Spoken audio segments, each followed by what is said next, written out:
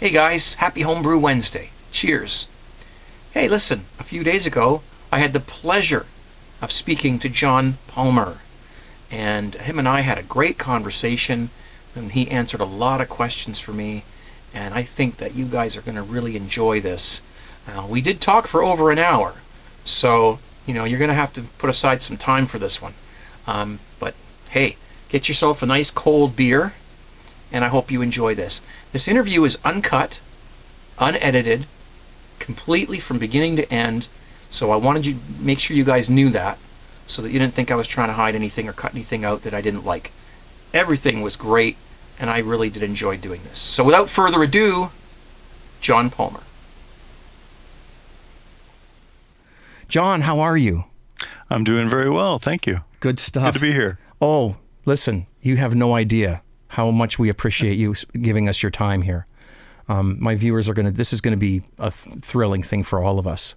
So I'm happy to do it. That's awesome. I can't thank you enough. Let's kick it off. And I'm sure some of these questions have been asked of you many times. Some of them are pretty generic, but I tried to throw in some ones that, maybe you haven't answered a lot. But I think the most appropriate place to start would be, I think, the obvious. How and why did you start brewing? Where did you learn your techniques? When did you do it? Why? Give us your thoughts on that. Okay, well, I first heard about home brewing back in, probably in 1986, when I was at college. Mm-hmm. And, friend of a friend had a bottle of homebrew that he was sharing, and it's like, wow, I didn't know you could do that. And this isn't bad.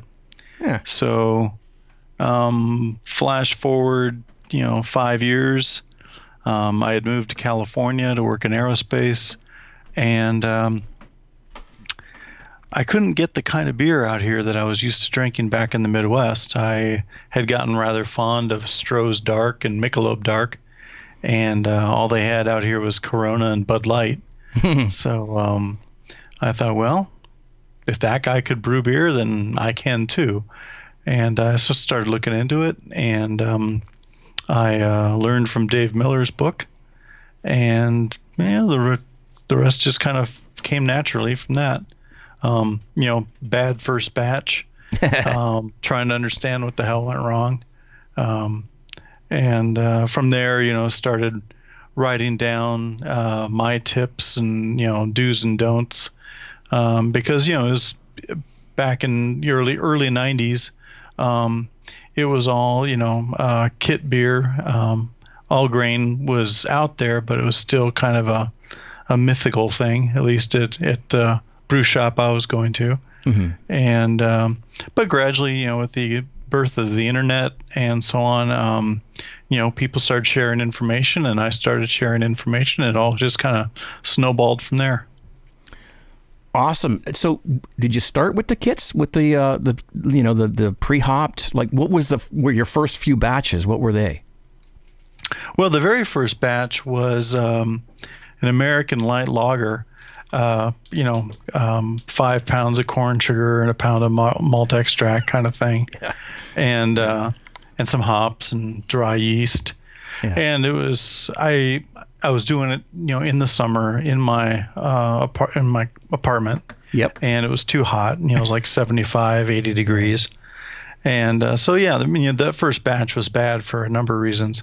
After that, I learned more about fermentation, temperature control, rehydrating yeast, and pitching enough yeast, and all the usual kind of things. So, I brewed pale ales, IPAs, brown ales, porters. I was pretty partial to porters when I was starting out. These days, I don't brew them as much. Right. Geez, a lot of that sounds like what I went through when I started too. 80 degrees in an apartment in the summer, and this was before the internet, and I thought, the hotter it is in here, the faster this stuff gets done. Why is it tasting so bad? So yeah, that's great. So yeah, 5 pounds of sugar, that's hilarious. So let's jump to a whole different gear here. Starting with kind of yeast. A few questions a lot of these questions were sent in from viewers, and so sure. I've sort of conglomerated them. And a lot of people buy you mentioned dry yeast a few seconds ago, that's what you were using, and it sounded to me almost like you were saying, maybe you weren't, but that was a primitive thing. What about liquid yeast? People are spending a lot of money on it, and they, a lot of times the cell count's kind of low. You got to make a starter. My first question with that is, wouldn't it just be more efficient or just as efficient to use 2 packages of dry yeast and call it a day? It's a good question. There's let's see, what's the best way to address this. When you think about all the work that you put into making a batch of beer, selecting your extracts, selecting your hops, planning out your hop additions, and then you just tear open a package of dry yeast, toss it in there, and say, go. Mm-hmm. The most critical step, to producing a good beer is fermentation. A bad fermentation of a good recipe is still a bad beer. Mm-hmm. A good fermentation of a bad recipe is still drinkable. I see. So, the yeast is critically important. Dry yeast, the dry yeast 20 years ago, it was repackaged baker's yeast in many cases. There wasn't a whole lot of effort put into it 20, 25 years ago. These days, we have several yeast companies that, work very hard to produce actual brewer's yeast and produced dry yeast packages that have very good viability.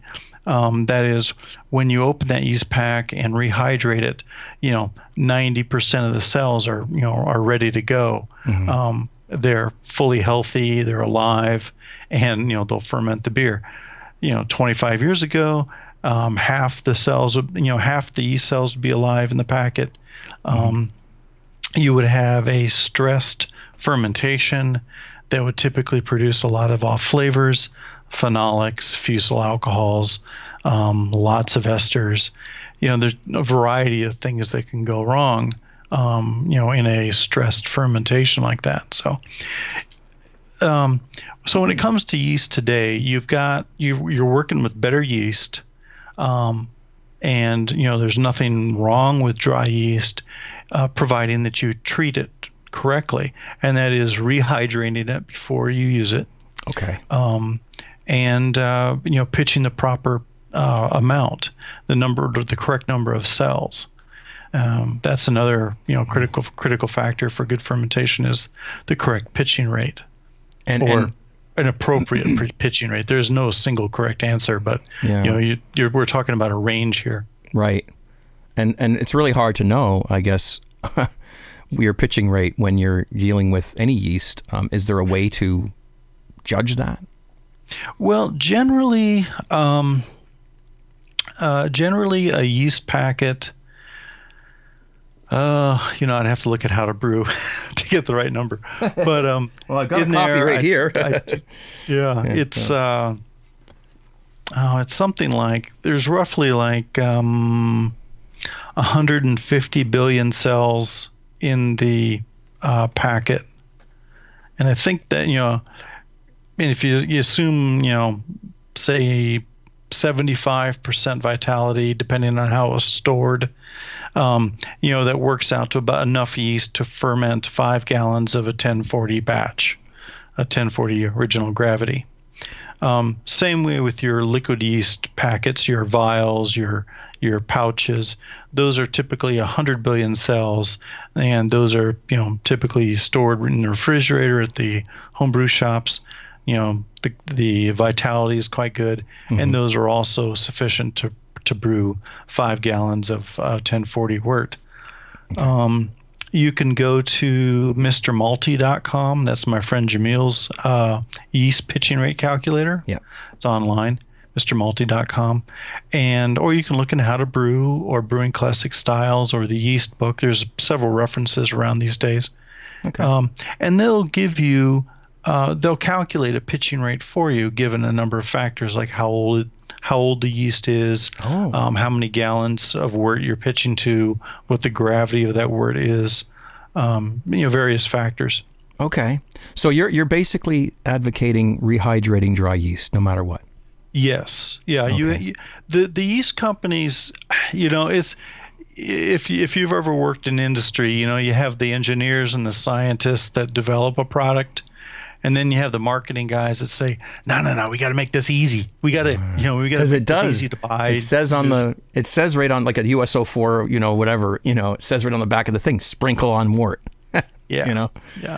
Yeah. Which I do often. Work, yeah. To some, but you're not going to have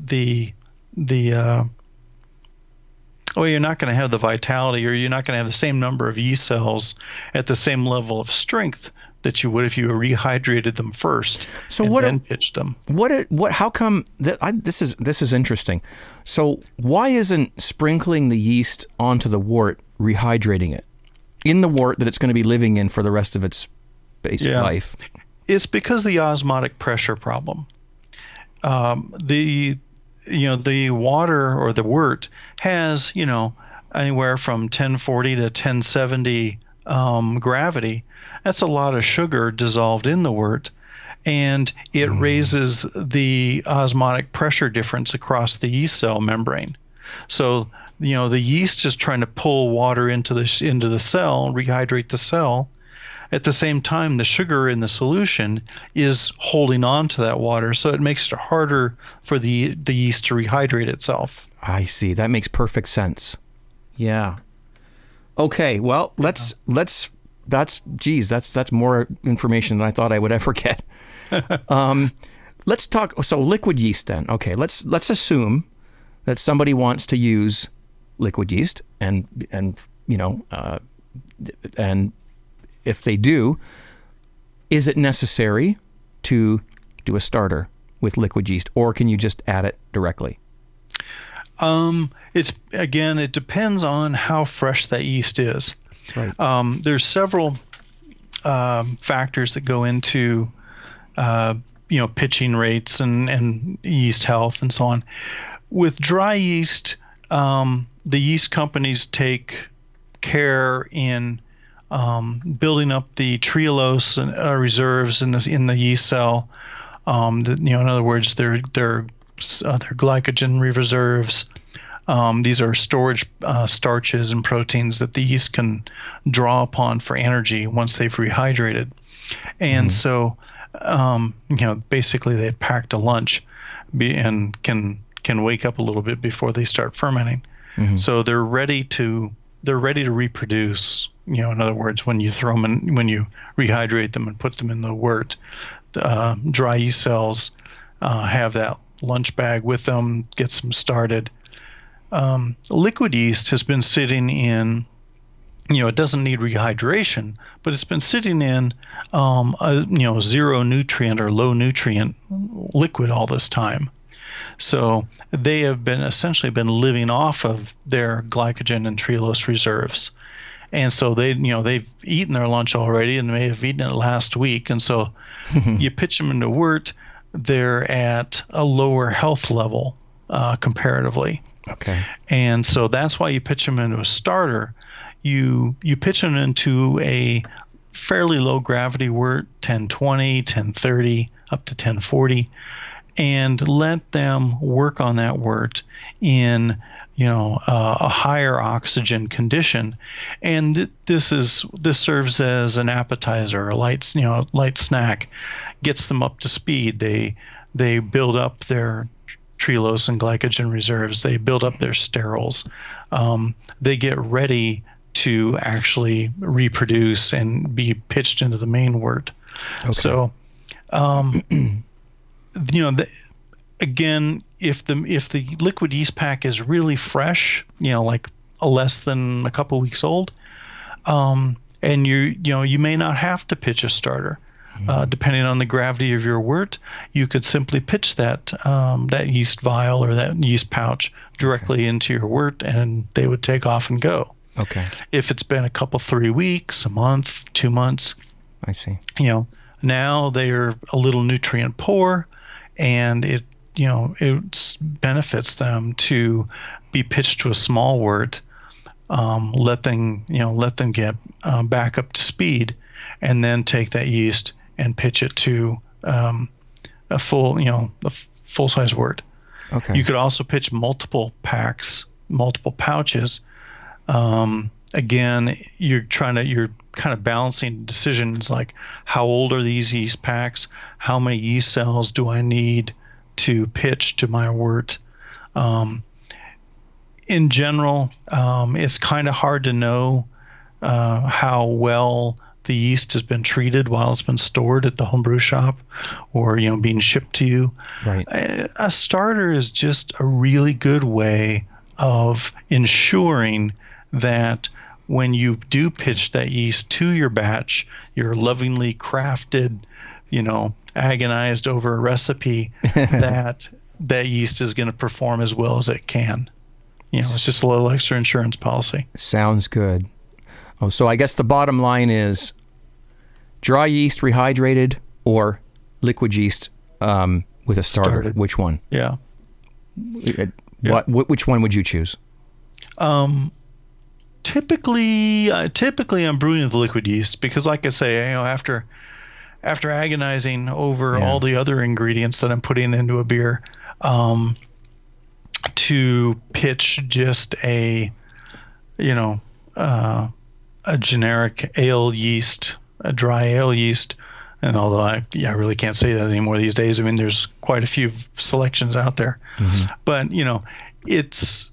If I'm geeking out about the recipe, I'm going to geek out about my yeast strain that I'm pitching as well. Makes sense. The only thing is the liquid yeasts are quite expensive, but...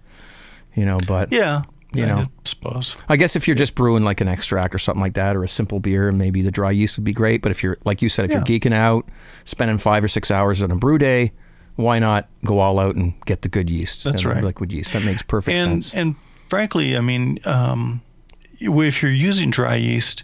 by all means, rehydrate it.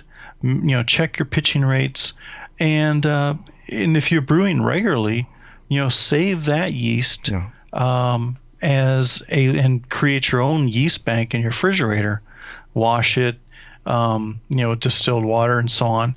Get the dead cells out and just keep a nice white slurry, and pitch that again to your next batch. That yeast is going to be healthier and a better brewer than the dry yeast right out of the package. Okay. But if someone's on a budget and they're just kind of more horsing around, dry yeast is still good, right? Yes, still fine. It is. Oh, still fine. Okay, we don't want to scare people away from simplicity. Just, we're talking hobby. We're talking geeking out a little bit. Yeah. There's part of it is you can get more strains with liquid yeast than you can with dry, and but certainly the convenience of dry yeast is very, very nice. When I'm brewing, a quick beer, then I will use extract and dry yeast as well.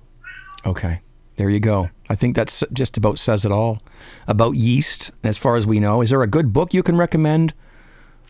Well, there's Jamil and Chris White's book Yeast from Brewers Publications. Awesome. They came out with the Beer Elements series a couple years ago. First was yeast, then hops. Then I did the water book with Colin Kaminsky, and then the malt book just came out last year. Awesome. Good stuff. And of course, your book, How to Brew. I mean, I don't know who would not want to have a copy of the thing. That's right. Yeah. That's right. Probably why I don't have a lot of questions tonight about hops or things like that, because you've got such a great reference in here about different types of hops and why they're used and how they're used. So I didn't get a lot of questions about that because it's all in your book, which I have a copy of here. And why wouldn't you want to own one? They're not very expensive. And there you have it. I'm glad a lot of people have gotten a lot out of it. Oh, you have no idea. Well, maybe you do. Okay, we're going to jump here to an arbitrary question. A lot of people brew 5-gallon batches, or 23 liters, or in other countries we do liters, but generally 5 gallons. Some people want to brew 10 gallons. Okay. And we're doing all grain. We're talking 10-gallon all grain batches. I don't know how simple of an answer this can be. What's the most convenient way to do it? To do it, yeah. When I started all grain brewing, and I was usually doing 5-gallon batches, but when I did do a few 10s. The 10-gallon round beverage cooler that you can get at Home Depot or wherever. A big orange one. Those are very convenient for 10-gallon batches.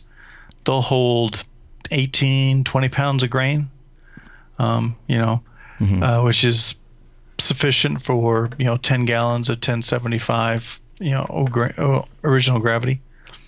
Or you can use regular rectangular coolers, and create a manifold out of copper pipe or PVC pipe, to use as a wort collection device in those. Okay, and of course they work real well. You need big pots, obviously. Yeah, you need a big pot. A lot of people use, sawed-off beer kegs. Yes. Of course, we have to qualify that by saying, make sure that you've obtained that keg legally, and so on and so on. But these days you can get large 10, 15-gallon pots reasonably cheaply, whether from a restaurant supply store or the online homebrew shops. Right. I want to throw in here, and my viewers know this already, but I'll just throw it at you because you probably don't really know. A lot of people brew for the hobby standpoint of brewing, and some people actually brew to save money. And so I think that it's like everything else, if you're at it from a hobby standpoint, you really get into the nuts and bolts of it, just like with stereo equipment or Sure. whatever. Yeah. Or if you're just brewing, like you say, well, geez, a case of beer is $40 here. I need to make my own. Then you might go out and get a simple extract kit and just do it, simply like that on the stove. Right. And everyone's got their own method of brewing. Do you think that anybody should be chastising anybody else for brewing the way they brew? Well, no, they shouldn't be. To answer the question bluntly, as you say, there's many reasons for doing what we do, and whether it's using really expensive equipment or equipment you already have and can scrounge up. But I will tell you this: if you're brewing with extract, I don't care whether you're brewing to save money or brewing for the hobby. I think you still owe it to yourself to brew the best beer possible. Mm-hmm. And you can do that with almost any level of equipment. It's the key is understanding what the variables are in the brewing process that affect the beer flavor. With extract brewing, the gravity of the boil has a huge impact on the beer flavor. Yes. So if you're brewing an extract, if you're brewing a 5-gallon or 20-liter extract kit, and you only have like a 3 or 4-gallon pot that you put on your electric stove in your apartment, and boiling 3 gallons is about the most that stove can do.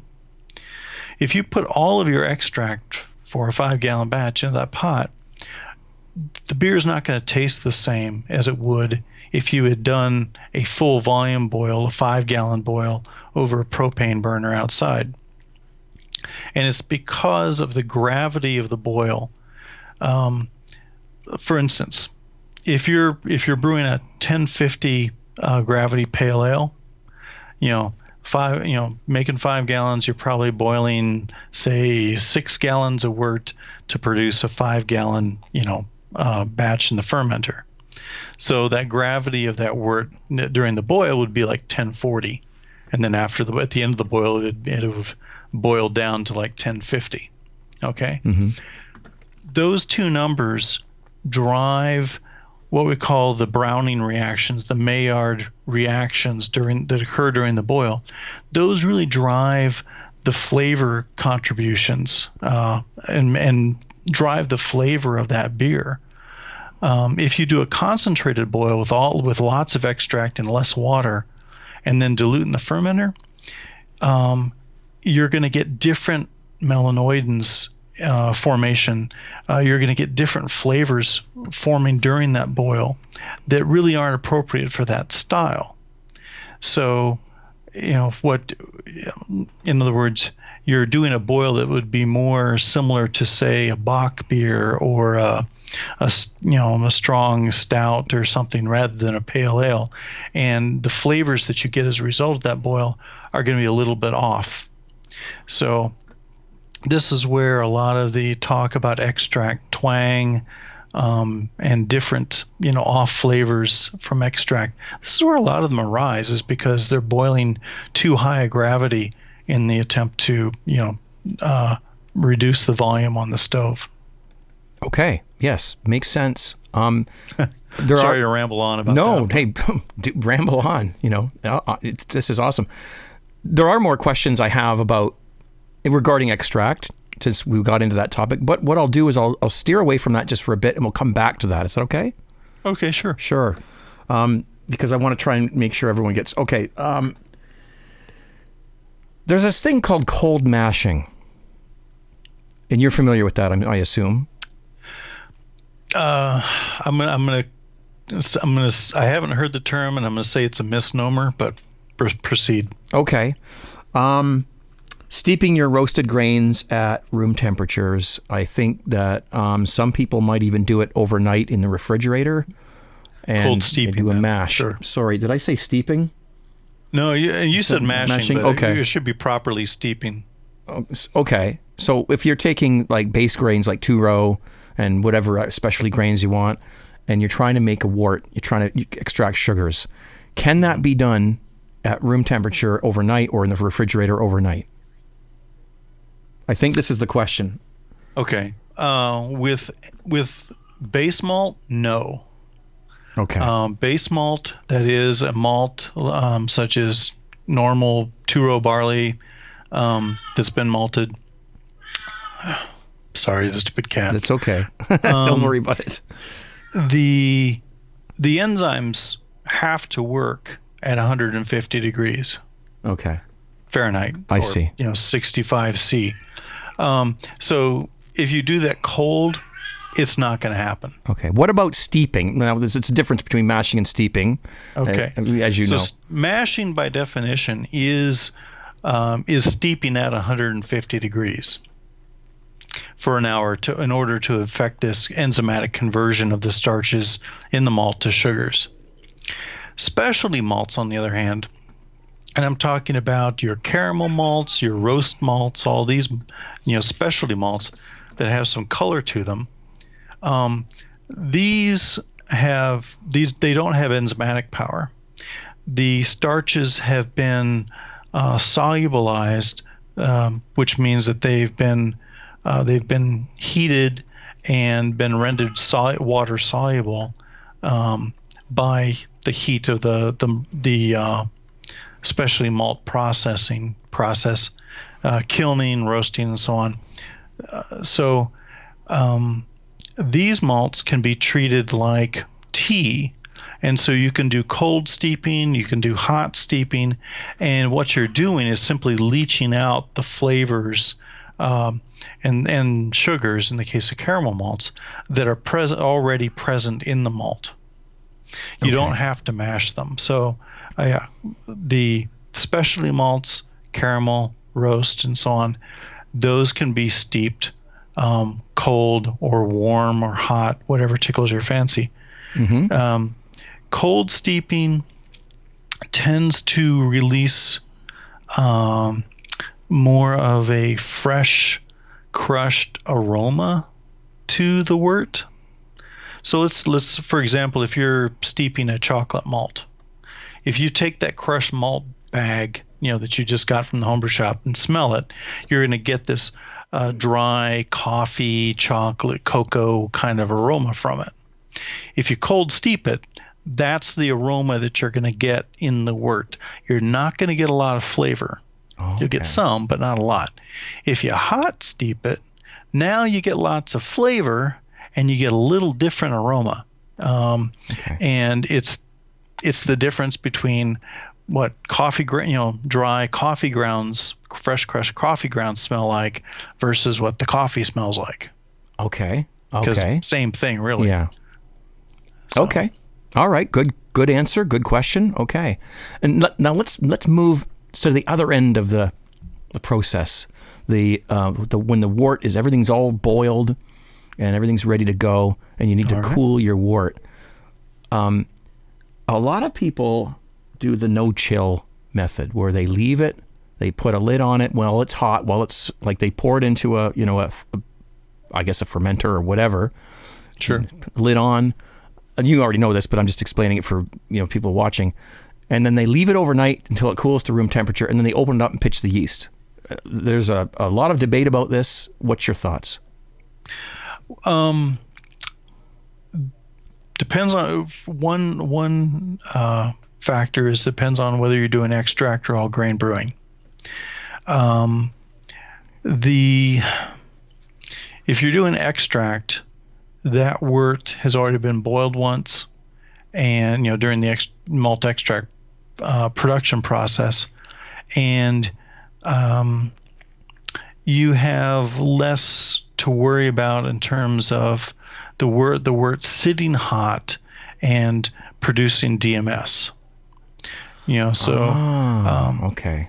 That's one possible concern for all grain brewers, is if they didn't boil long enough, and I'm talking 60 to 90 minutes, and really get all those DMS precursors out of the wort during the boil, letting it sit and cool slowly is going to cause any remaining DMS precursors, which is SMM, I believe, it's going to cause those to convert to DMS as it slowly cools. I see. Whereas a fast chill would, within a couple minutes, would prevent that occurring.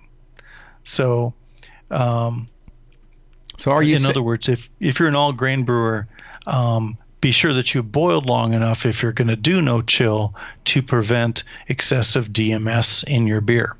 Okay. Extract brewers won't have as much problem with that because the wort was already boiled once during the production process. Other than that, it's simply a sanitation issue. Make sure you got good sanitation if it's going to cool slowly. And as far as beer clarity, there's really not much to worry about. It's the cold break will happen. There's really won't be much difference in the beer as a result of that cooling method. Okay. Great. Okay. Like I said, I do have a few more questions about extract, but I'm going to move to another topic. Sure. We'll come back to that. We want to talk a little bit about water, because you do have your book, Water, A Comprehensive Guide for Brewers. I don't have a copy of that myself, but It's out there. So there it is. And in the book, you do, obviously, you talk about pH. Having the right pH is not only important for the mash, but also the boil, fermentation, and the finished beer, correct? Correct. Okay. So let's suppose a brewer wants to use, instead of all grain, malt extract brewing, but they also want to adjust their pH. What are some of the methods can they use, or is it even necessary? Assuming they're doing like a small boil and topping up in the fermenter. the whole water treat adjustment and issue is largely set aside or largely taken care of for you when you're extract brewing, because the brewmaster that produced the malt extract has already done the majority of that work. I see. And let me put it this way: brewing is cooking. So if you're gonna make macaroni and cheese from scratch, then you've got you've got to remember to salt your water when you're making your noodles. Yeah. You've got to choose your cheeses and all your ingredients and so on. A little more work goes into it. If you're just making Kraft macaroni and cheese, you can just dump it in the pot and a little water and done. Because a lot of the decisions that a chef would make were done, back at the factory. I see. So same thing with extract brewing. The brewer that produced the wort that was made into the malt extract has addressed these water questions already. Okay. Even though you're adding water to it at the end. The water that you use for extract brewing should probably be either distilled water, because all the minerals are already in there in the extract. Or, barring that, a very low mineral water, such as say from a lake, like Lake Huron or something like that. That's a surface water source, low minerals, that'll work fine. If you're on a well on the farm, with limestone aquifer and stuff, highly alkaline water source, you're going to add even more minerals to that malt extract, and you're going to end up with kind of a minerally tasting beer. Okay. And your pH will probably be higher than you desire. And when your beer pH is high, especially in the case of, say, pale beers such as pale ale or IPA or whatever, the malt character tends to be kind of dull. It's not bright. You don't get a lot of malt flavor out of it, and your hop bitterness tends to be kind of harsh and coarse. Wow. That's when pH is high. I see. Okay. Wow. What I'm sort of getting from some of this, and I don't want to, obviously all grain is really a great, it's the way to go if you really want the great tasting beer. Not that you can't make good beer from extract or whatever. That's right. But it sounds to me like for somebody who's really interested in more simplistic methods, I guess what you're sort of saying from what I get is extract, a lot of the worrying has been done ahead of time. Is that correct? Yes. I see. Okay. Yeah, especially these days. A lot of the extract in the United States and in Canada, I'm sure, is made by Brees Malting Ingredients in Wisconsin.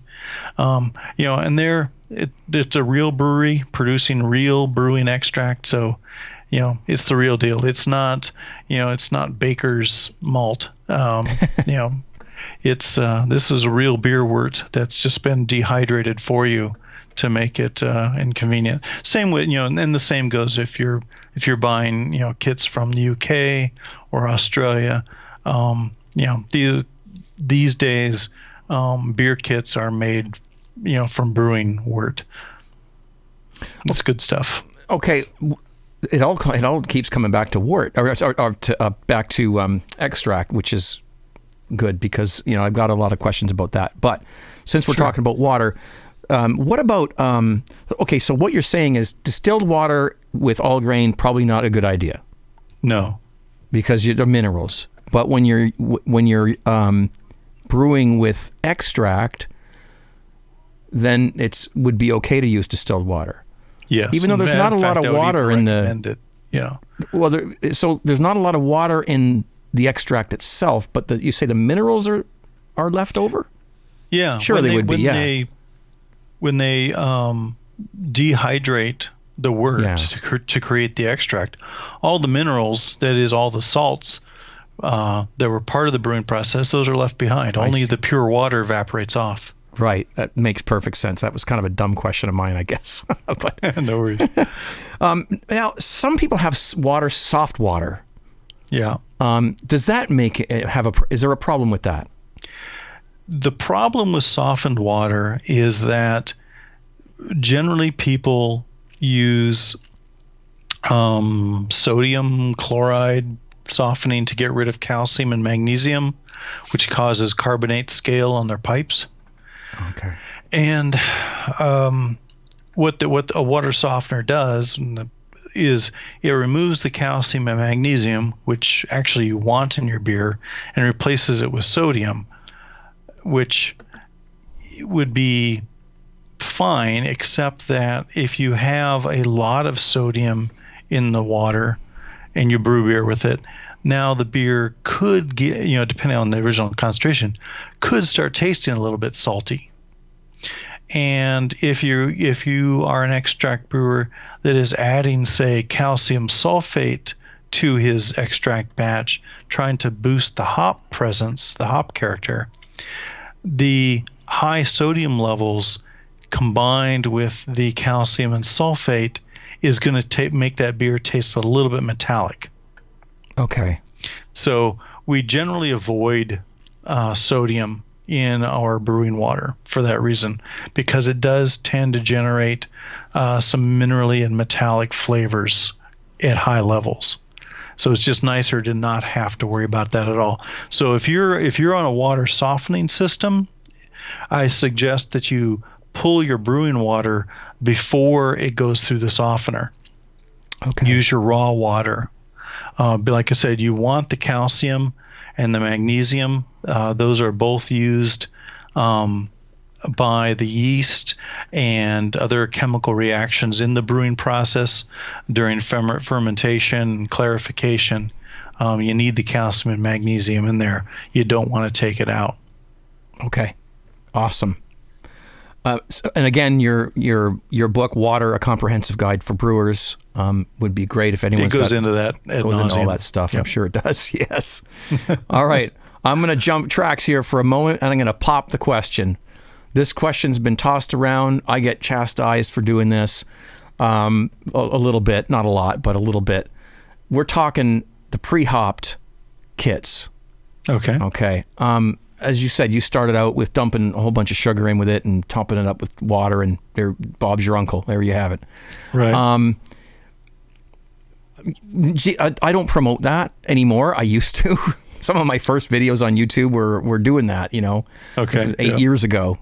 But generally, what I try to promote is, let's put it this way. Let's suppose someone handed you a can of pre-hopped extract. We don't have to mention any brand names or whatever, but it doesn't matter.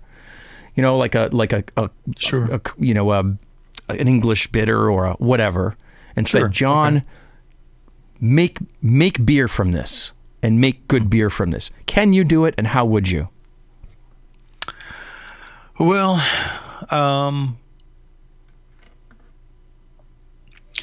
if the instructions on the can say to use this can and add 2 pounds of table sugar to it,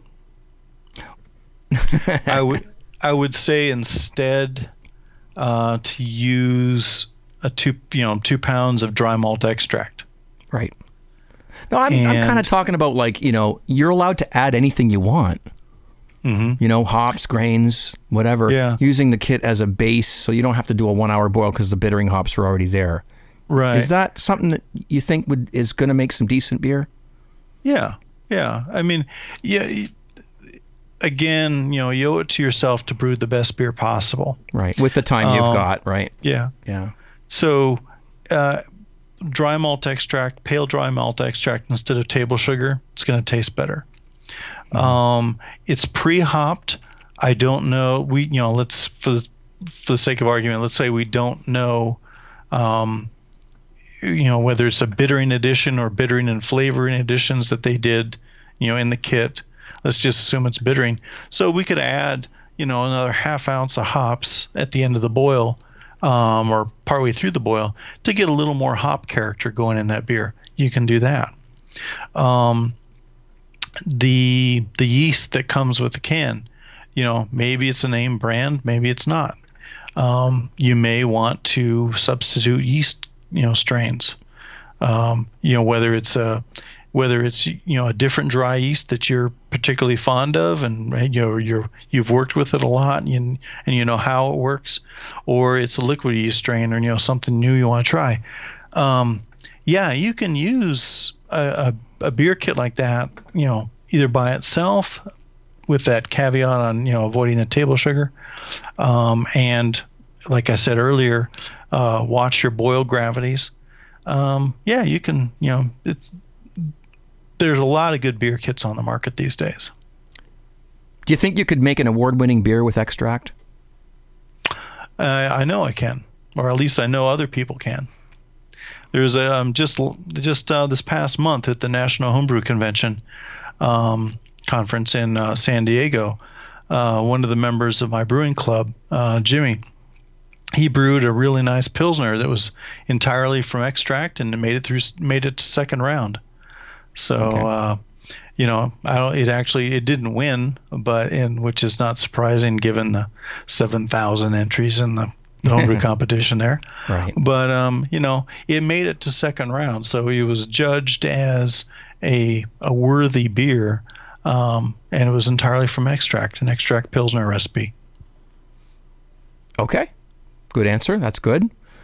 Speaking of the pre-hopped kits, what would be the difference between, and this is going to be my last, pop the question, everyone wants to know this, right? And then we'll get on to some other couple other things, and I'm running out of questions here, actually.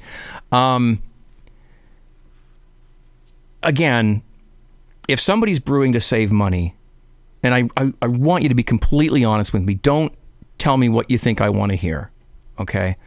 Brewing to save money. If they were to take, one of those cans of pre-hopped extract, which is just as good as other extract, except it's got the hops already in it, and who knows what proportions and whatever, but sure. And let's say, and then they say not to boil that because you ruin the hop profile. It's already been pasteurized, it's ready to go. But let's say you take some more extract, like you said, don't put sugar in, and maybe you steep some grains and do a little boil, add some extra hops, and then you put that all together with the can of pre-hopped extract. Mm-hmm. What do you think? I mean, for somebody who's brewing to save money, and they don't have a lot of time, or maybe they don't have a lot of space in their apartment, I mean, I don't know. I mean, for myself, I successfully do it. I'm happy with the outcome. Just what do you think? Do I think that's worth doing? Yes. Takes about an hour, Yeah, I think it's I guess beer economics are a little different between the US and Canada. Oh yeah. Yes. Yeah. So it's expensive here. Very. Yeah. Yeah. It's not so much here. But if you're brewing to save money, I mean, one of my standard recipes is an all-American extract wheat beer. Mm-hmm. That's, in other words, it's 100% wheat malt extract, which is actually like, 60-40 wheat barley. Right. And then I use Cal Ale yeast and some noble hops, some either Mount Hood or Liberty hops. It's just a really simple beer. It's an all extract beer, and I like it. It's very good. I think that kind of qualifies as that saving money kind of beer. In deference to my knowledge of the hobby, I'm doing a full volume boil. It's not pre-hopped. It's a small step from a pre-hop kit, a no-boil kit. It's already been pasteurized. Depending on what you're adding to it, you may just heat it up to 150, 160 degrees and pasteurize it again before cooling it and pitching your yeast. I've had some very good beers produced that way. Cooper's kits and what have you, that advocate the no boil method, and the kind of thing that it's all you have to do is pitch your yeast and let it ferment. There's a lot of good kits out there. So Okay. again, when I brew, I'm doing it more as a hobbyist. I'm putting myself through all these wickets and jumping through all these hoops because that's part of the fun. I completely understand that. Yeah, that's understandable. You mentioned pasteurizing liquid malt extract instead of boiling it. What do you think about that? Let's suppose you're making a batch of beer, however you're doing it, and you're going to add... Pasteurization is important for extract, honestly. If it's not already been done, if it's not already been done. There are sterile wort kits where it's a wort in a bag, and all you do is kind of open the bag, pour it in the fermenter, and pitch your yeast. They've done that pasteurization for you, or sterilization. But if you're brewing with dry malt extract or liquid malt extract that you've gotten from the homebrew shop, whether it's in a can or a tub or a bag, you kind of owe it to yourself to pasteurize it, because bacteria can live on dormantly on dry malt extract. And they can live dormantly on liquid malt extract too. They're not going to breed, and that extract is not going to spoil. But if you rehydrate it into a wort, now they rehydrate, the bacteria rehydrate as well, and they're right there in the environment and ready to go on and spoil that beer for you. Sour it. If you want to brew a pale ale and not a sour beer, then you owe it to yourself to pasteurize it. And 10 minutes at 160 degrees, 150 degrees is sufficient. Five minutes even at those temperatures. That was exactly what I wanted to hear. That was the question: is do you need to boil it, or can we just pasteurize it and add it in?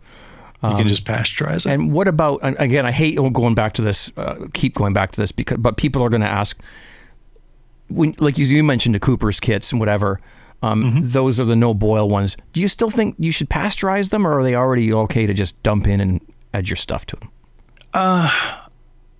For the no boil kits, I believe they have been produced and packaged specifically with no boil in mind. So I think they've done all of that pasteurization for you. Cool. Okay. All right. Let's move to some.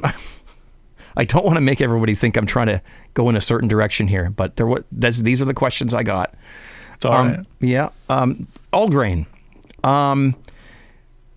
If somebody wants to get into all grain, and most people do at some point, what do you think would be a great starting recipe? Let's suppose they got a cooler, they made themselves a mash tun, they got all their stuff. I do it with 2 pots on the stove myself, but whatever works. What's a great style or recipe to start with that's easy and foolproof, basically?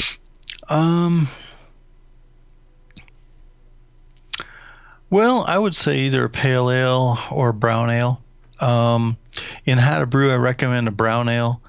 And one of the reasons I do is it goes back to water. Like I said, a lot of people get their water from wells and aquifers. Depending on where you live, you may be brewing with a fairly alkaline groundwater mineral, just a water source. It's I'm not talking anything like European mineral water, sparkling water kind of thing, but just a normal North American tap water that comes from in the ground. It's going to have a fair amount of hardness to it, and it's going to have a fair amount of alkalinity. And if you attempt to all grain brew with that water and pale malt only, or to brew, say, a pale ale or an IPA or a Pilsner, your mash pH is going to be a little bit high. It's not going to affect the conversion, but it will affect the final beer flavor. If you brew a brown ale, the specialty malts have an acidity component to them as a result of the browning reactions they undergo during the malting process and the kilning process. So the specialty malts, the colored malts, balance the alkalinity of your brewing water by adding this acidity. And so it helps the mash pH come to, a more ideal pH, and that trickles down through the process to a little more ideal pH in terms of the beer and the beer flavor as a result. I'm talking small effects here. I'm talking the difference between a good beer and a great beer, or a not so great beer to a pretty good beer. The influence of water can be pretty subtle. It goes back to the beer and brewing as food and cooking. Mm-hmm. You can make a dish on the stove, and the seasoning that you add towards the end of that cooking is going to make a difference in how well you perceive that dish. It may be it may be fine, but it may just be a little bland, or you've seasoned it just right and it's excellent. Same with your beer. The beer will work and it may be pretty good, but if you season it right with the right levels of minerals in the water, now you can make that good beer great. Okay. So, awesome. Water involved topic. That's why I wrote the stupid book. Stupid book. All right. All right. Well, good answer. Thank you for that. So a brown ale is a little more forgiving style-wise. Okay. And so in porter and stout, something with some color to it will be a little more forgiving in terms of, you won't have to worry about your brewing water and what's in it. You can just focus on, the whole all grain mashing process, and it'll work. Geez, that's completely opposite to what I would have told somebody. Thank you for that answer. Awesome. Sure. Let's talk a little bit about, and we're almost done, by the way, so just so you know. No worries. I don't want to keep you, all night. The brewing all grain, and or even, it doesn't matter. Who cares what kind of brew it is, what kind of beer? And I know this can be a complicated question, and I've heard you talk about it before, but maybe we get like a thumbnail. A lot of people like the head retention and the lacing and all that kind of stuff. And I know if you want to go into it, you can, but you don't have to. There's all kinds of protein theories and all this kind of thing. What ingredient would you want to add to your beer that would improve on those two things? Improve the head retention? Yeah. Well, there's a couple of malts, Carapils and Carafoam, from Brees and Wireman, respectively. Those malts contribute the more of the foam proteins, the kinds of proteins, the hordeins that are behind the foam. Mm-hmm. But you can make really good extract beers with good head retention as well. One way to do that is to add some more specialty malts, such as some roast malts. The roast malts, the melanoidins in the roast malts, help to stiffen the foam structure. Mm-hmm. So that'll improve your head retention. The other thing to enhance your foam in an extract beer is to not do the high gravity boil. And again, it kind of goes back to when you're doing a high gravity boil, the proteins, the hot break occurs when you're boiling, and it's solution chemistry. You've got a concentration of protein in that volume and that concentration. They're going to coagulate, and the hot break happens, and you're going to end up with a final concentration of protein that stays in solution. and everything else precipitates out. The higher the gravity that you're boiling, the more protein's going to precipitate out. You're going to end up with the same end concentration. And now if you dilute that wort with water in the fermenter, you've just diluted your foam proteins as well. Okay. So when you say high gravity, I know what you mean by that, but just for people watching, sure, meaning that you're putting all the malt in the pot, but not all of the water. So it's concentrated. Correct. And you're boiling a thicker solution. So correct. Then I guess what I would suggest, maybe you would agree, is a late malt addition. Yes, a late extract addition. Yes. You've boiled at the normal gravity for that style, 1040 to 1050. Mm-hmm. And then at the end of that boil, now you just add your remaining extract, let it pasteurize 5-10 minutes, chill, pitch, dilute. Now you haven't coagulated and precipitated all that extra protein that's going to contribute to your head retention. So let's say you're doing a 3-gallon boil, which is just above half of your full batch. You want to put just over half of your malt extract in for the full boil. And then near the end, ratio it. Sort of ratio it, And near the end, some point, you just throw the rest in for 5 minutes, let it, pasteurize whenever. And then okay. And of course, your hop additions and all that too. Right.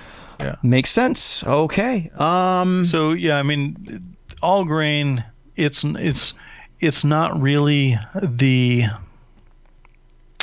it's not the process of all grain brewing that gives you better head retention necessarily. It's the way that you treat your wort, and that kind of makes the difference in head retention between extract and all grain. Okay. And that's more that concentrated boil problem. So it's the brewer, not the ingredients. It's sort of correct. Yes. Okay. You can add, like I said, you can add carafoam, carapils, flaked barley is very good for adding head retention because you're adding lots more protein into the wort.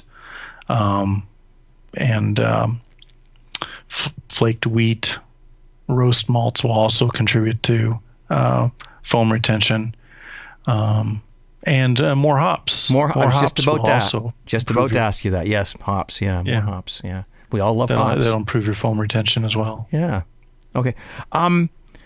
We're kind of down to the last two questions here. And again, thank you so much, John, for doing this. No problem. Is there anything or things that you can think of that, like, you go on the internet, you read all kinds of stuff in forums and everything else, don't do this, don't do that, make sure you do this, make sure you do that. Of course, we all know sanitizing is important and temperature control and whatnot. But are there things that you think people fuss too much about? I'll give you an example.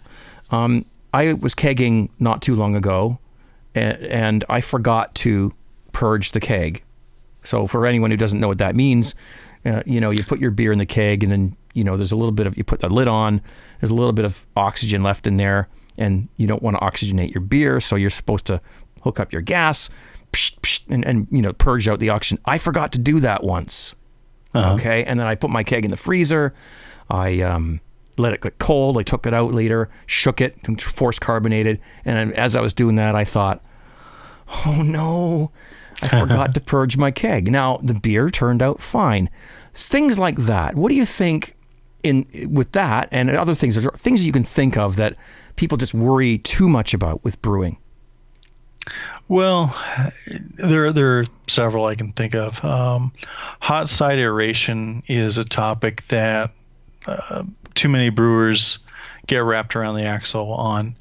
And frankly, I used to as well. But I had it explained to me that a good vigorous fermentation is going to take care of 90% of that, or even more.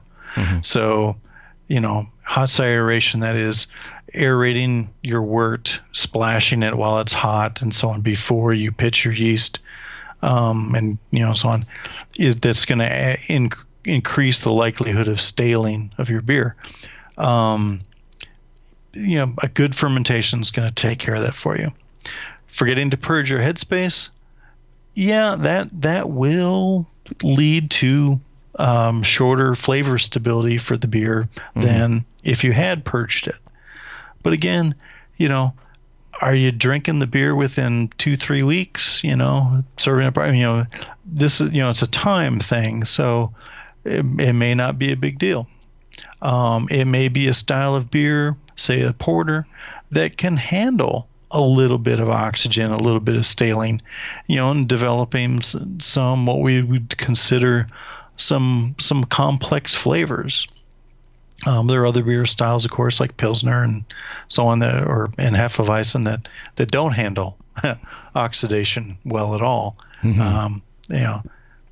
So it goes. Okay. Yeah, there's a few issues. One topic that I need to revise in How to Brew is the whole issue of secondary fermenters. It's pretty bad when you become your own dogma. Where I used to promote, rack into a secondary fermenter. Again, 20 years ago, yeast health wasn't what it is today. Your beer stood a pretty good chance of autolyzing, that is, the yeast dying and breaking down and contributing kind of meaty, brothy, smoky ham flavors to your beer. If you didn't rack the beer off of the yeast a week or so into fermentation, that doesn't happen today. The yeast don't die like they used to. So the only reason to rack to a secondary fermenter these days is if you're doing a secondary fermentation. You've brewed the beer, you've pitched the yeast winds down, and now you're going to add some fruit to that beer, or you're going to add some cherry syrup, or you're going to add some bugs to it and sour the beer. That's a reason, a secondary fermentation, that's a reason to rack to a secondary fermenter. These days when I'm brewing lager beers, I don't rack them. I mean, the yeast health is good, and I'm fermenting correctly, a lager correctly, doing the diacetyl rest, and then that beer is fully fermented. The only thing that lagering does, that is chilling the beer down after fermentation, the only thing that's doing is clarifying the beer, getting the yeast to flocculate, getting the haze, proteins and tannins to coagulate and precipitate out. And the yeast is not going to autolyze. So if I'm making a lager, that beer may spend 3-4 weeks in that primary fermenter, and I don't get any autolyzing flavors. It's fine. Awesome. And by not racking to a secondary fermenter, I am decreasing the oxygen exposure and helping preserve the flavor stability of that beer as well. That is something that gets tossed around a lot in our community on YouTube, is a secondary. And I didn't even have that question in my list here. Forgot all about that. That's one that I wrestle with all the time, so I thought I'd throw it in there. Yeah, well, I agree with you. Any other ones? I mean, I know sanitation is important. I have heard people say it's a precaution, but I don't treat it that way. Yeah. No, I'm sure you agree with that. What about, okay, here we go, Star San. A lot of people use Star San, and I'm not, necessarily mentioning any brand names for any reason, but it goes cloudy. And this is another one that's been tossed around a lot, and we've tried to figure it out. I've heard two different, Charlie Talley said one thing, and another guy said from Star San, 5-star said another thing. Right. Cloudy Star San, if it's below 3 pH, it's supposedly supposed to still work no matter whether it's cloudy or not. What do you think about this? That is true. If it is still 3 or below pH, it will work. Okay. But unless you have a pH meter or pH strips handy, well, I do. you don't know. Is it cloudy because the pH rose above 3 and now it's cloudy and now it doesn't work? Here's what I do, and I use Star San all the time, and I've talked to 5-star about it. I make my Star San solution in a spray bottle with distilled water. Yes. Yeah. then you never have to worry about it going cloudy. It's not going to go cloudy. But if it does go cloudy, what's the problem? Or is there one? I don't know. Maybe your dog peed in it or something. I don't know. But distilled water in a spray bottle. Now you've got a sanitizing solution that'll last you 6 months, a year. I mean, I've got bottles sitting out in my brew shop. Yeah, it always works. Works fine. Yeah. Awesome. Okay. Well, John, I'm that's it. I'm asked you everything I've got here, except for I guess. Them all? What's that? Do we really cover them all? Wow. Well, if there's anything else you want to add, I mean, all I can do is say to you, ask you, what's your best advice? My whole premise on YouTube is getting people into. I want an on-ramp to brewing. Yeah. When I was 19 or 20 years old. Let's go ahead. No, that's a great goal. Yeah.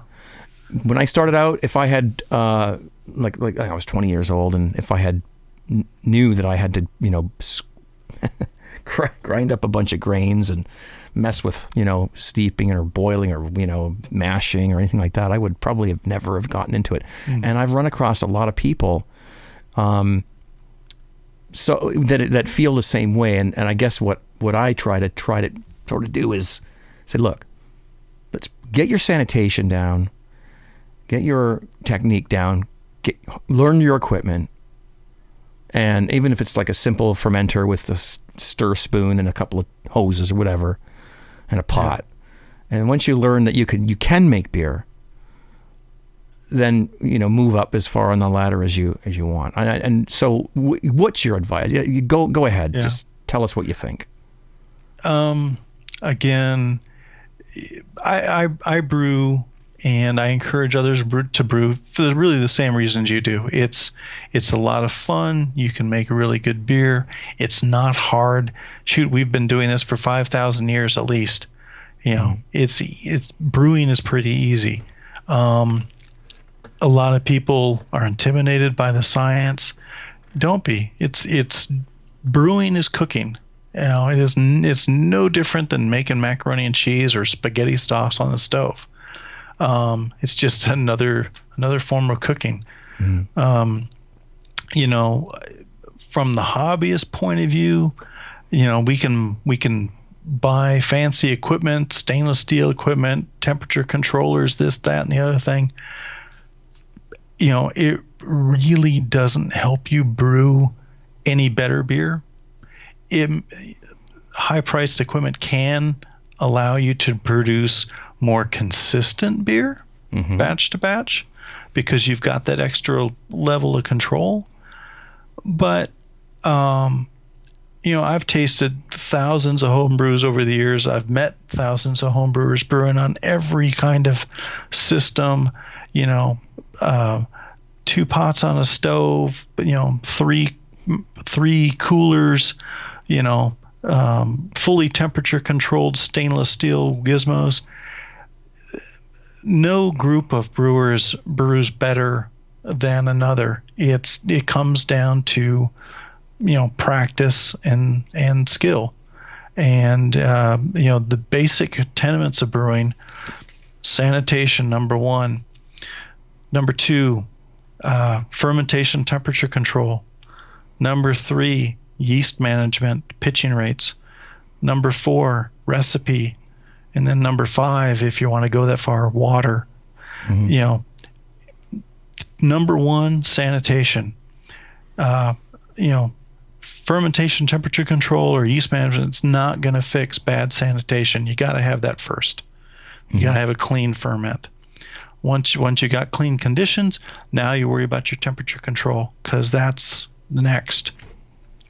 A good recipe that's fermented badly is going to be a bad beer. A bad recipe that's fermented well can still be a pretty good beer. So that's why those things are in the order they are. Water, it's down there on the bottom. It can make a good beer great. It can make a bad beer good. But it's not going to fix a bad recipe. So, when it comes to encouraging people to brew, Don't be put off by thinking you have to buy all this equipment. All you need is a fermenter. All you need is a pot on the stove and some ingredients, and you can make good beer. Beer that's worth drinking, and beer that you are proud to share with your friends. Wow, that rounds everything off just beautifully. Thanks. Oh, great, John. Thank you very much. I'm not going to keep you any longer, but I want to give you back as much as I can. So I got your book here, How to Brew. If you don't have a copy, get one. I got mine from Amazon. It wasn't expensive, and what a great encyclopedia of knowledge there, and of course the water book as well, and the other ones you mentioned from Jamil, and I guess that's. Geez, I'm kind of sad. It's over now. All right. Well, if you come up with some more stuff, I'd be happy to do it again sometime. Oh, hey, I would love to, John. I would really love to do that. Listen, Don't hang up, but I'll close this off. And it's just, again, I know how much my viewers are going to really appreciate your time, and I do as well. You've got such great information, and thank you. Thanks so much. Okay, take care. Cheers. Cheers.